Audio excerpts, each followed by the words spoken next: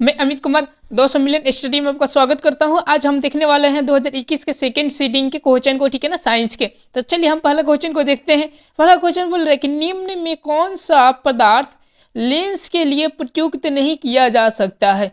तो सबसे पहले हम समझ लेते हैं कि लेंस क्या है, माने किससे बनता है वो समझ लेते हैं, तब हो जाएगा। जैसे कि आपको हम इमेज में दिखा सको लेंस को, ठीक है ना। ये जो आपको दिखाई दे रहा है ये सब, ठीक है ना, ये वाला चीज है, ठीक है ना, ये लेंस होते हैं। ये क्या होता है? लेंस। यानी ये उत्तल लेंस होते हैं, ये अवतल लेंस होते हैं। ये किससे बने हुए होते हैं, ठीक है ना, तो ये आपको बता देते हैं। तो याद रखिएगा, ये जो बने हुए होते हैं वो पारदर्शक पदार्थ से बने होते हैं। पारदर्शक पदार्थ का मतलब आर पर दिखाई दे दे। तो यानी जो भी चीज होता है जो कि आर पर दिखाई दे दे तो उसी से लेंस बनता है। जैसे शीशा हो गया, ठीक है ना, जिसे आर पर दिखाई दे देता है, ठीक है। जैसे पानी हो गया, ये सारी चीजें हैं तो ये लेंस के लिए प्रयुक्त किए जाते हैं। तो देखिए इसका आंसर क्या होगा। तो इसका आंसर देखिए, जल तो किया ही जाता है क्योंकि पारदर्शक पदार्थ है, कांच भी पारदर्शक पदार्थ है, लेकिन देखिए जो पित्तल है वो पारदर्शक पदार्थ नहीं है। तो इसका जो राइट आंसर हो जाएगा वो ऑप्शन नंबर क्या हो जाएगा? सी हो जाएगा, पित्तल। ओके, अब चलिए यहाँ पर दो नंबर क्वेश्चन क्या बोल रहा है। बोल रहा है कि निम्नलिखित में कौन संख्या प्रकाश के अपवर्तन के नियम के लिए सही है? अपवर्तन के लिए सही है, ठीक है ना, प्रकाश का अपवर्तन के नियम, ठीक है ना। तो कौन सा संख्या था? चूंकि आप लोग जानते हैं कि इसका जो नियम होता है वो 2 होता है। कितने होता है? 2, ठीक है ना। तो इसका जो राइट आंसर हो जाएगा वो ऑप्शन नंबर ए हो जाएगा, 2 होता है। और याद रखिएगा परावर्तन का भी कितना होता है? 2 ही होता है। ओके, अब चलिए 3 नंबर क्वेश्चन क्या है। बोल रहे किसी वस्तु का प्रतिबिंब आंख के जिस भाग पर बनता है वह है, जिस भाग का बनता है वह क्या है, ठीक है ना। तो मैं आपको चित्र के माध्यम से समझा सकूं। जैसे कि आप चित्र देख रहे हैं, ठीक है ना, थोड़ा सा इसके बारे में हम बता देते। इससे संबंधित आगे बहुत क्वेश्चन पूछा है, ठीक है ना, तो थोड़ा सा जान लेते हैं। देखिए यहाँ से जो आता है ना, ये वाला जो भाग उठा हुआ होता है, तो याद रखिए कॉर्निया भाग होते हैं। कौन सा भाग होता है? कॉर्निया। और इसी को क्या किया जाता है? दान में भी दिया जाता है। ओके, अब देखिए यहाँ से जब प्रकाश आते हैं तो इसमें पड़ते हैं तो यहाँ पे ये लेंस लगा रहता है। ये कौन सा? तो ये लेंस लगा रहता है। यहाँ से अपवर्तन होता है। क्या होता है? अपवर्तन होने के बाद से इस पे आता है, इस बिंदु पर, ठीक है ना, तो प्रतिबिंब बनता है। तो ये जो परत है तो ये क्या कहलाती है? तो याद रखिएगा रेटिना। क्या कहलाती है? रेटिना, या इसको दृष्टि पटल भी कहा जाता है, ठीक है ना। तो इससे संबंधित आगे क्वेश्चन पूछा है, लेकिन आप लोग इतना याद रखिएगा कि इसका जो आंसर होगा वो क्या होगा? रेटिना होगा, ठीक है ना। तो चलिए देखिए, तो 3 नंबर क्वेश्चन क्या था? यही था। तो देखिए कौन सा भाग हो जाएगा? रेटिना हो जाएगा। ओके, और देखिए कॉर्निया होगा नहीं। क्या? कॉर्निया आपका होगा नहीं। अब देखिए पुतली क्या होते हैं, ठीक है ना, पुतली और आइरिस। तो देखिए हम चित्र के माध्यम से समझा। जैसे देखिए पुतली क्या होता है, ठीक है ना। देखिए ये वाला जो भाग होता है ना, जहां से प्रकाश ये जाता है लेंस के लिए, देखिए ये वाला जो भाग होता है उसी को हम लोग क्या कहते हैं? पुतली कहते हैं। क्या कहते हैं? पुतली। ओके, और देखिए आइरिस किसे कहते हैं? तो देखिए यहाँ से जो ये वाला जो लेंस है आपका, ओके, जो मानव नेत्र का लेंस है उसको ये क्या करता है? तो जहां से टानने का काम करता है, ये जो रेशा होता है तो इसको याद रखिए सिलियरी मांसपेशियां कहते हैं, जो कि ये लेंस को क्या करता है? तो फोकस दूरी को घटाता और बढ़ाता है, ठीक है ना। और जो यहाँ से जो निकला रहता है ना, तो उसी को क्या बोलते हैं? आइरिस बोलते हैं। देखिए यहाँ पे सिलियरी मांसपेशियां हो जाएगा। कॉर्निया जान गए कि ये भाग होता है। चलिए इसके सब भागों के बारे में थोड़ा जान लेते हैं कि आगे क्वेश्चन मिलेगा तो प्रॉब्लम नहीं होगा। अब देखिए जलीय द्रव या नेत्रोद, ठीक है ना, तो ये क्या होते हैं?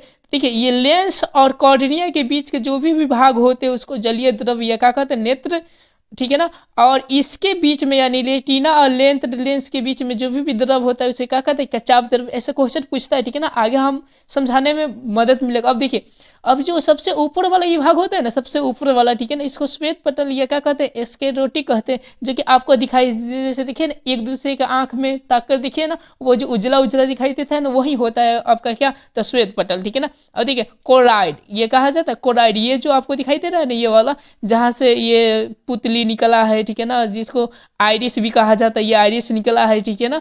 और यहाँ से सिलियरी मांसपेशिया निकला है, तो ये जो भाग से निकलता है उसको बोला जाता है क्या? तो कोआइड बोला जाता है। ओके, समझे। तो चलिए हम देखते हैं अगले क्वेश्चन को, ठीक है ना। तो देखिए, तो आपको तो समझा दिए कि कॉर्निया क्या होते हैं, रेटिना क्या होते हैं, पुतली क्या होता है और आइरिस क्या होते हैं, ठीक है ना। तो इसका जो राइट आंसर हो जाएगा वो ऑप्शन नंबर बी हो जाएगा, रेटिना। ओके, समझे। अब चलिए अब 4 नंबर क्वेश्चन देखिए। बोल रहे कि किसी माध्यम का अपवर्तनांक यू का मान होता है। यू का मान होता है। तो देखिए हम आपको समझाने का कोशिश करें कि क्या हो। चलिए देखिए हम देख लेते हैं कि अपवर्तनांक होते क्या है, ठीक है ना। तो यहाँ पर देखिए पूरा परिभाषा क्लियर कर दिया कि अपवर्तनांक को उस माध्यम का निर्वात की अपेक्षा अपर्तनांक जिसे निरपेक्ष अपर्तनांक कहते हैं, ठीक है ना। तो इसके मतलब समझ जाते हैं कि आखिर क्या कहना चाह रहा है, ठीक है ना।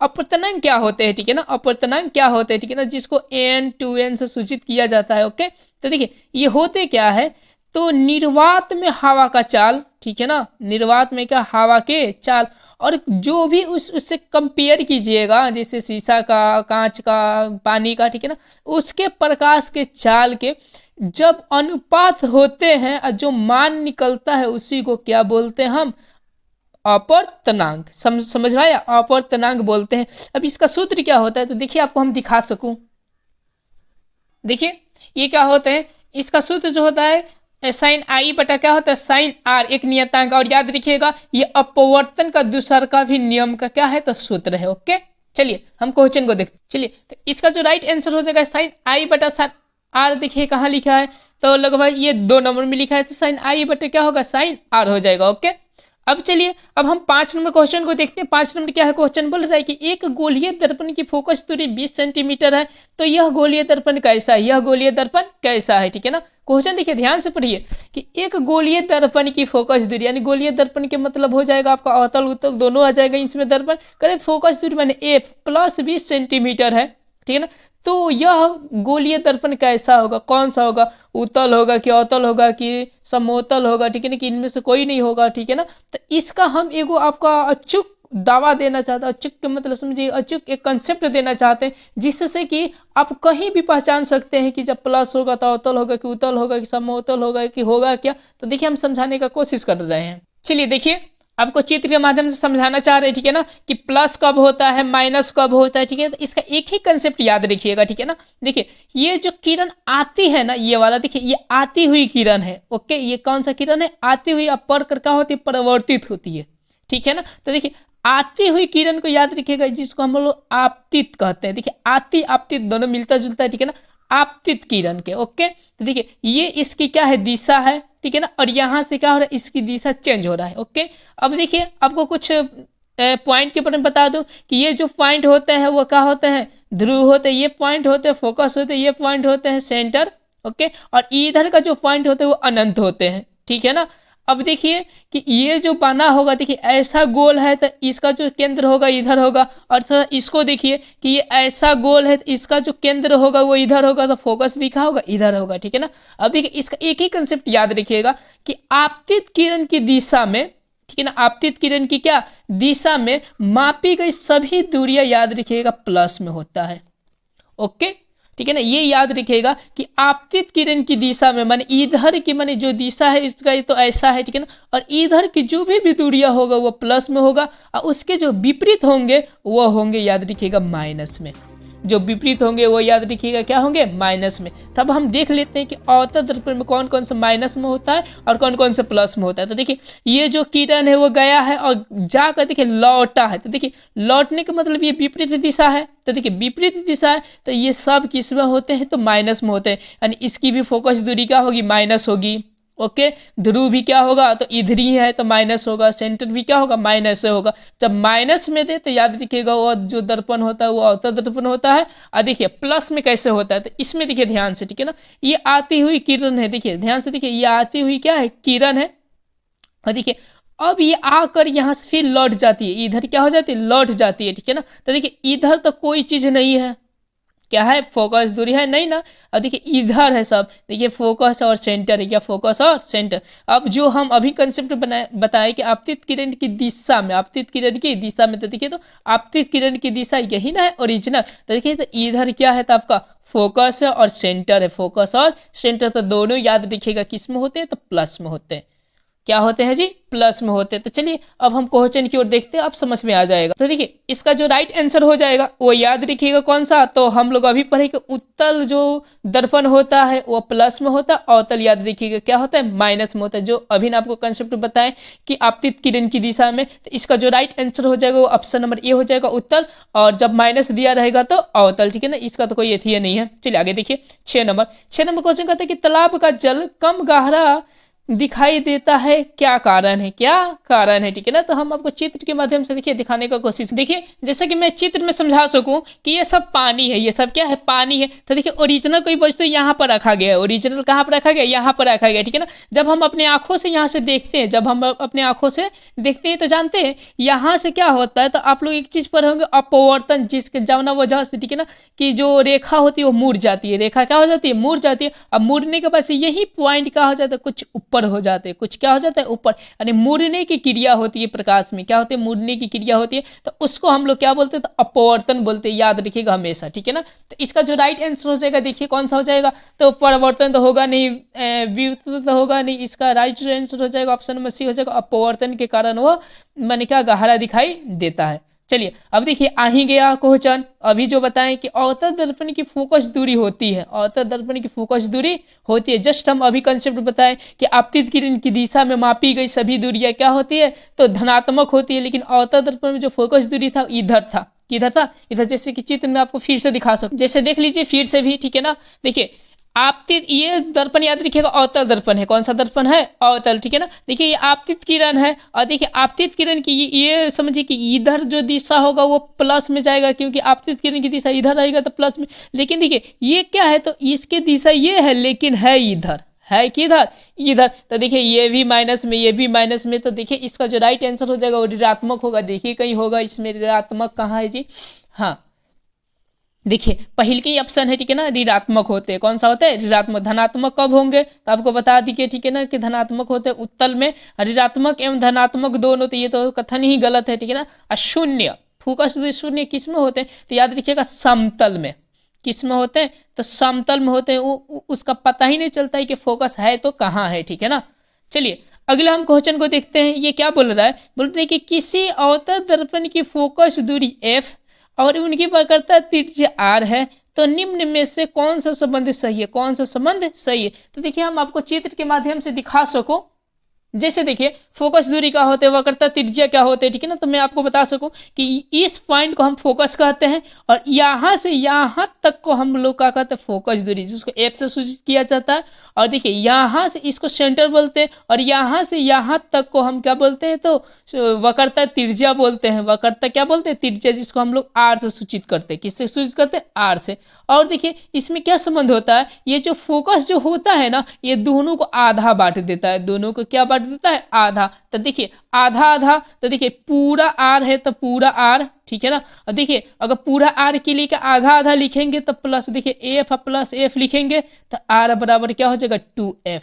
क्या हो जाएगा, 2f। या तो कभी कभी f बराबर भी पूछ सकते हैं कि f बराबर क्या होगा, तो बट्टा में चढ़ जाएगा, तो r बाई क्या, 2। एक ये हो जाएगा और एक क्या हो जाएगा, ये हो जाएगा। अब देखिए ऑप्शन में कौन सा है,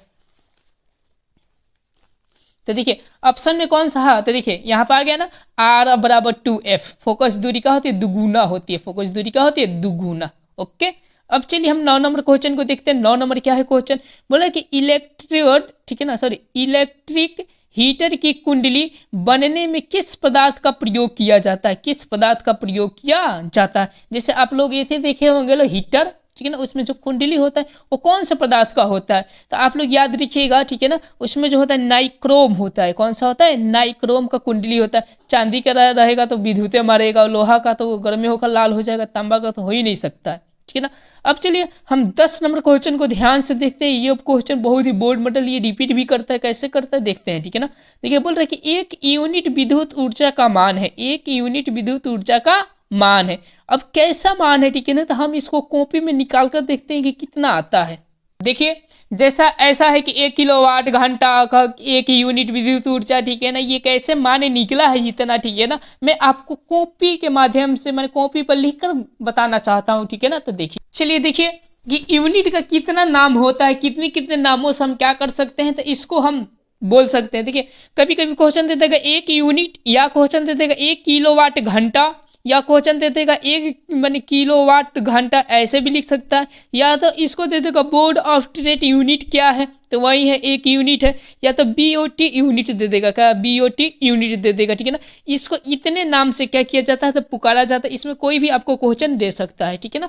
अब चलते हम निकालते हैं कि उतना मान कैसे आता है, ठीक है ना। देखिए इसका मान कितना कैसे आता है, तो चूंकि 1 माने क्या, किलो वाट और क्या, तो घंटा के बारे में निकालना है कि कितना वाट होते हैं, ठीक है ना, यानी कितने माने क्या होते हैं, माने जूल होते हैं। तो देखिए हम निकालने का कोशिश कर रहे हैं, क्योंकि आप लोग जानते हैं कि एक किलो का मतलब जानते हैं कि 1000 होता है, समझे। और देखिए वाट तो वाट रह जाएगा यहाँ पर, और देखिए गुने क्या हो जाएगा, तो अब देखिए घंटा आया, ठीक है ना। तो अब देखिए घंटा में कितना सेकंड होता है, तो देखिए हम इधर आपको बता सको, ठीक है ना, कि देखिए 1 घंटा में, याद रखिएगा 1 घंटा में जो मिनट होता है वो 60 मिनट होता है। ओके, कितने मिनट होता है, 60 मिनट। और एक समझिए कि मिनट में कितने सेकंड होते हैं, 60 सेकंड होता है। हमको सेकंड में ट्रांसफर करना है, तो इसमें इसे हम क्या कर देंगे, गुना कर देंगे। तो देखिए ये क्या हो जाएगा, तो 60 गुने का होगा 60, और क्या हो जाएगा ये, तो सेकंड हो जाएगा। ओके, अब देखिए ये जो होगा आपका, ठीक है ना, ये क्या होगा, तो इसमें गुना करिएगा तो ये 1000 हो जाएगा, और ये करिएगा तो गुने कितना हो जाएगा, 3600, और वाट और क्या, सेकंड। तो चूंकि वाट और सेकंड को हम लोग जूल कहते हैं, लोग क्या बोलते हैं लोग, जूल, ये इतना याद रखिएगा। अब देखिए जब गुना करिएगा तो ये कितना हो जाएगा, तो 36 और 2 5 गो सुने, 1 गो 2 गो 3 गो 4 गो 1 गो 5 गो, और गुने क्या हो जाएगा, जूल, ठीक है ना। अब देखिए थोड़ा सा, अब हम दशमलव बैठाएंगे तो इसके लिए 2 2 4 1 5 है, तो देखिए 36 गुने 10 के पावर क्या 5 जूल लिख सकते हैं। ओके, ये भी कहीं दे सकता है, या तो अगर यहाँ पर दशमलव बैठाएगा तो एगो बढ़ जाएगा, तो 3.6 और गुने 10 के पावर क्या 6 जूल, ये ही होते हैं आंसर। तो ये जहां मिलेगा तो वहीं आपका क्या हो जाएगा, आंसर हो जाएगा। देखिए कभी कभी क्वेश्चन घुमा कर पूछ सकते हैं, इतना भी दे सकता है मान, इतना भी दे सकता है, इतना भी दे सकता है, कोई भी दे सकता है और आपसे पूछ सकता है, तो इसलिए सब जानिए तो अति उत्तम रहेगा। तो देखिए इसमें कौन दिया, 3.6 गुने 10 के पावर 6। तो देखिए इसका जो राइट आंसर होगा, देखिए ऑप्शन नंबर कितना हो जाएगा, डी हो जाएगा। समझ में आ गया। हाँ, एक चीज आपको और समझा, ये देखिए एक होता है 1 किलोवाट घंटा, और एक जो होता है याद रखिएगा 1 किलोवाट पर घंटा, ठीक है ना। अब दोनों में समझना जरूरी है। देखिए इसी में लोग क्या हो जाते हैं, भुतला जाता है कि पर घंटा क्या होगा, किलो घंटा क्या होगा, ठीक है ना, ये समझना जरूरी है, ठीक है ना। तो देखिए ये जो किलोवाट घंटा है ना, ये जब सटले रहेगा ना, तो ये याद रखिएगा ऊर्जा का मान होता है। किसका मान होता है, ऊर्जा, जिसको हम लोग कार्य कहते हैं। क्या कहते हैं जी, जिसको हम लोग कार्य कहते हैं, ठीक है ना। ये कौन सा, किलोवाट घंटा का, ठीक है ना। अब देखिए इसको क्या बोलते हैं, ये समझना जरूरी है। इसको हम बोलते हैं, ठीक है ना, देखिए कार्य बटा टी, कार्य बटा टी। तो चूंकि पढ़े होंगे कि शक्ति का सूत्र होता है, किसका सूत्र होता है, शक्ति का। तो देखिए यही हो जाता है, किलोवाट माने इसका हो जाता है और घंटा इसका हो जाता है, तो ये जो होता है वो क्या होता है, शक्ति का सूत्र हो जाता है। 1 किलोवाट पर घंटा, याद रखिएगा ये शक्ति का हो जाएगा। और जब पर नहीं दिया रहेगा, खाली घंटा दिया रहेगा, तो याद रखिएगा ऊर्जा का यानी कार्य का हो जाएगा। इन दोनों में आप लोग सस्पिशन ये समझिए कि होता है, तो इन दोनों को आप लोग याद रखिएगा, पर हो गया यानी शक्ति हो गया, और ये हो गया तो ऊर्जा हो गया। तो अब देखिए आगे क्वेश्चन क्या है। देखिए अगला क्वेश्चन है हमारा 11 नंबर क्वेश्चन, कि बोल रहा है कि किलोवाट पर घंटा, आया ना, किलोवाट पर घंटा एक इकाई है, तो किसकी है, तो याद रखिएगा शक्ति की है। किसकी है, शक्ति की। और जब यहाँ पर ना देकर सिर्फ घंटा दिया रहेगा, तो याद रखिएगा ऊर्जा की, किसकी, ऊर्जा की। समझ में आ गया। अब चलिए हम 12 नंबर क्वेश्चन को देखते हैं। 12 नंबर क्वेश्चन बोल रहे हैं कि विद्युत फ्यूज विद्युत धारा के किस सिद्धांत पर काम करते हैं। विद्युत फ्यूज, जो फ्यूज होता है, तो देखिए हम आपको चित्र के माध्यम से दिखा सकूंगे फ्यूज कैसे होते हैं। देखिए जैसा कि आप फ्यूज देख सकते हैं, ये घरों में, ये बोर्डों में लगाया जाता है, ठीक है ना, ये सब इलेक्ट्रॉनिक चीजों में लगाई जाती है। ये कौन सिद्धांत पर काम करता है, ये कौन सा सिद्धांत पर काम करता है, ठीक है ना। तो आप पढ़िएगा आगे ना, तो ये बताएगा कि चुंबकीय सिद्धांत पर ये क्या होते हैं, तो काम होते हैं। कौन सा होते हैं, चुंबकीय सिद्धांत पर ये क्या किया जाता है, तो इसका काम किया जाता है, ठीक है ना। चलिए देखिए इसका आंसर क्या हो जाएगा। देखिए चुंबकीय कहीं दिया है, हाँ देखिए ऑप्शन नंबर बी में दिया है, ठीक है ना, कि चुंबकीय, ये कौन सा हो जाएगा, चुंबकीय। अब चलिए 13 नंबर क्वेश्चन को देखते हैं। 13 नंबर क्या कहा था कि वोल्ट मीटर को विद्युत परिपथ में किस क्रम में जोड़ा जाता है। वोल्ट मीटर को किसमें, तो वोल्ट मीटर किस क्रम में जोड़ा जाता है, ठीक है ना। तो सबसे पहले देखिए इसमें पहले श्रेणी क्रम, समांतर क्रम। आगे श्रेणी क्रम और समांतर क्रम क्या होते हैं, तो देखिए हम आपको चित्र के माध्यम से दिखाते हैं। देखिए चित्र में थोड़ा समझने की कोशिश करिए कि श्रेणी क्रम और समांतर क्रम कैसे होते हैं और कैसे जोड़े जाते हैं, ठीक है ना। देखिए यहाँ से एक सोर्स से यहाँ पर 3 गो निकला हो, कितने गो निकला हो, 3 गो वायर निकला हो, और तीनों में क्या बल्ब लगाया गया हो, चाहे कोई भी प्रतिरोध लगाया गया हो ऐसे, तो वो हो जाते हैं समांतर क्रम। जैसे आप पोल देखिए ना ऊपर वाले, ठीक है ना, तो ये देखिए एक ही गो जगह से देखिएगा, उसको पूरा काटा नहीं जाता, यहीं से आपके घर में भी जाता है, आपके बगल वाले भी घर में जाता है, आपका दुश्मन वाला भी घर में जाता है, ठीक है ना, एक ही पॉइंट से जाता है। तो ऐसा नहीं ना कि आपके घर में ज्यादा जोर होता है, इनके घर में तीन कम होता है और दूसरे घर में और ही कम होता है, ऐसा नहीं ना होता है, तीनों में क्या होते हैं, तो एक लेवल ही होते हैं। तो ये हो जाता है आपका समांतर क्रम। क्या हो जाता है, समांतर क्रम। और चलिए श्रेणी क्रम को समझ लेते हैं, श्रेणी क्रम कैसे होते हैं। तो देखिए आपको चित्र में दिखाई देगा, ठीक है ना, 1 मिनट रुकिए।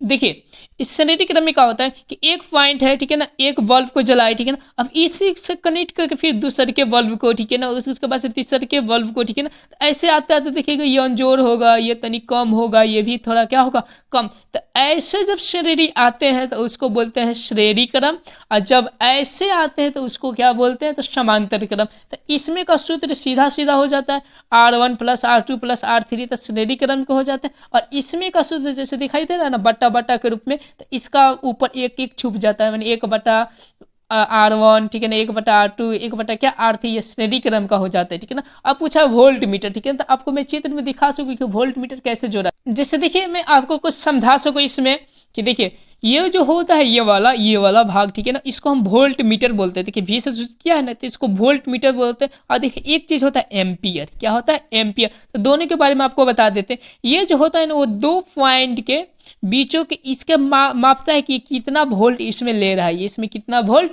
ले रहा है।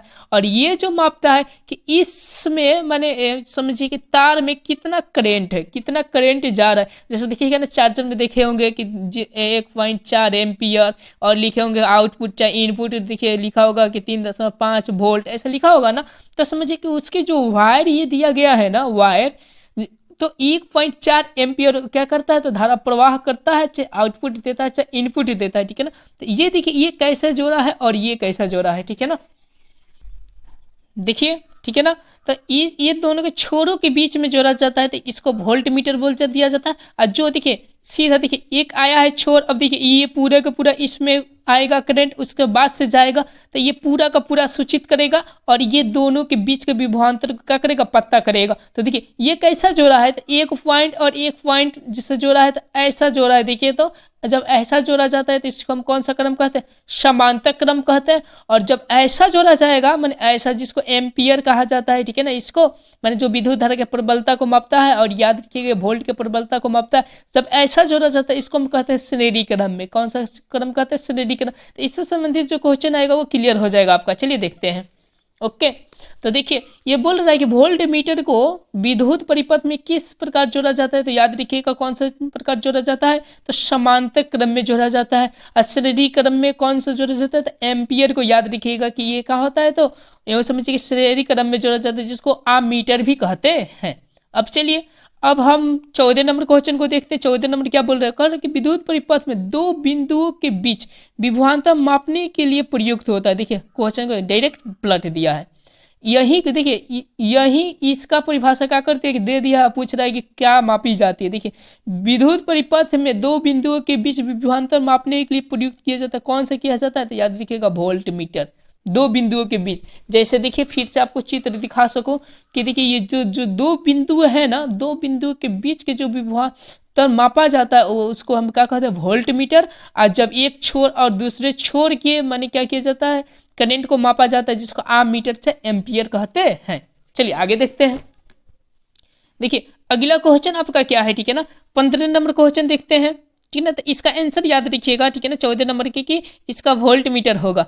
अब चलिए 15 नंबर क्वेश्चन देखिए, बोल रहा है कि जल विद्युत संयंत्र किस ऊर्जा को विद्युत ऊर्जा में रूपांतरण करता है। देखिए विद्युत संयंत्र किस ऊर्जा को विद्युत ऊर्जा में रूपांतरण करता है। तो चलिए मैं आपको एक चित्र दिखा सकूं और इसके माध्यम से समझा सकूं। चलिए हम देखते हैं, इसको समझने की कोशिश करते हैं कि कैसे जल ऊर्जा, ठीक है ना, किस में बदलता है, विद्युत ऊर्जा के किस में बदल देता है, ठीक है ना। तो देखिए ये उच्च ज्वार माने ये समुद्र में किया जाता है, ठीक है ना। जनित्र लगाया जाता है यहाँ पर टरबाइन नाचने के लिए, ठीक है ना। और यहाँ से पानी निकलता है तो ये नचता है, क्या होता है, नचता है। और इसका यूज हम किसके लिए करते हैं, ठीक है ना। तो आप लोग पढ़े होंगे लोग, ठीक है ना, कि जल या नदी से जो भी ऊर्जा निकाली जाती है वो बिजली के लिए, किसके लिए, तो जो हमारे घरों में बिजली सब आता है ना, तो ज्यादा इसी की मदद से आता है। तो किस में बदल देता है, तो बिजली के रूप में बदल देता है। तो चलिए हम देखते हैं कि इसमें क्या दिया है, ठीक है ना, ऑप्शन। उसी के अनुसार हम क्या करेंगे, तो टिक मारेंगे, ठीक है ना। तो देखिए ये किस में बदल देता है, हम और थोड़ा सा देख लेते हैं कि जैसे ये आता है, ठीक है ना, कि हमको क्या बिजली के रूप में चाहिए, ठीक है ना। तो ये लोग क्या करता है लोग कि डायरेक्ट आपका कनेक्शन कर देता है लोग, कि इस बिजली को पहले स्टॉक करके रखता है, तब जब मन करता है तब देता है, जब नहीं मन करता है तब नहीं देता है। ऐसा ही ना काम करता है, ऐसा नहीं ना कि जब तक ले आया तब तक ठीक है, और जब ये बंद हो गया तो बिजली ही बंद हो जाए। तो क्या अगर ऐसा होगा तो बहुत सारे सिस्टम क्या हो जाएगा, बंद हो जाएंगे। तो ये लोग कुछ क्या करते हैं, तो बिजली स्टॉक करके रखते हैं लोग, कि इसको न चलने पर भी कुछ बिजली स्टॉक रहेगा तो आगे देश चल सकता है। तो यहाँ पे स्टॉक करते हैं लोग, तब बिजली भेजते हैं लोग, यानी स्थितित माने करते हैं लोग, स्थित करते हैं लोग। तो इसको बोल दिया जाता है स्थितित ऊर्जा। क्या बोल दिया जाता है, स्थितित ऊर्जा। तो इसका देखिए राइट जो आंसर होगा जो ऑप्शन नंबर डी हो जाएगा, कौन सा, तो स्थितिज ऊर्जा, ठीक है ना। तो इसका राइट आंसर समझ गए। अब अगला जो क्वेश्चन है 16 नंबर, 17 नंबर, 18 नंबर, ठीक है ना, तो वो अगले नेक्स्ट वीडियो में आपको बताया जाएगा। यहाँ के लिए देखने के लिए थैंक यू, पूरे वॉच की करने के लिए। और मेरे अगर अच्छा लगे तो मेरे चैनल को जरूर सब्सक्राइब और लाइक कीजिएगा। ओके, अब चलते हैं हम।